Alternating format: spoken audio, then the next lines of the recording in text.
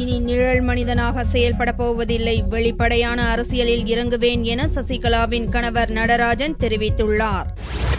நில அபகரிப்பு வழக்கில் கைது செய்யப்பட்டு ஜாமீனில் விடுதலையாகியுள்ள நடராஜன் திருச்சியில் செய்தியாளர்களை சந்தித்தார். அப்போது தானும் சசிகலாவும் ஒருபோதும் ஆதாயம் கருதி ஜெயலலிதாவுக்கு எதிராக எதையும் செய்ததில்லை என்று கூறிய நடராஜன், இரட்டை இலை சின்னத்தை பெற்றுத் தந்தது கடந்த சட்டசபை தேர்தலில் அதிமுகவின் தேர்தல் அறிக்கையை தயாரித்தது போன்ற செயல்களில் எவ்வித எதிர்பார்ப்புமின்றி செயல்பட்டதாக கூறினார். இனி ஒருபோதும் நிழல் மனிதனாக செயல்படப் போவதில்லை என்றும் வெளிப்படையான அரசியலில் ஈடுபடப் போவதாகவும் நடராஜன் கூறினார்.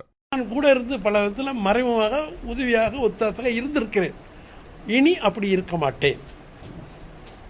எனக்கென்று வாழ்க்கையை இவர் என்னை விடுதலை, இப்பொழுது ஜெயிலிருந்து விடுதலை என்பது ஜெயிலிருந்து நான் விடுதலை வைக்கப்படவில்லை. அரசியலில் வெளிப்படையாக வா என்று அவர் அழைத்திருக்கிறார். அவருடைய நடவடிக்கை மூலமாக அதை நான் ஏற்று அரசியலில் வெளிப்படையாக வருவேன். இனிமேல் நிழல் மனிதனாக இருக்க மாட்டேன். சமீபத்தில் வெளியான சசிகலாவின் மன்னிப்பு அறிக்கை அவரால் எழுதப்பட்டது அல்ல என்றும் நடராஜன் குற்றம் சாட்டினார்.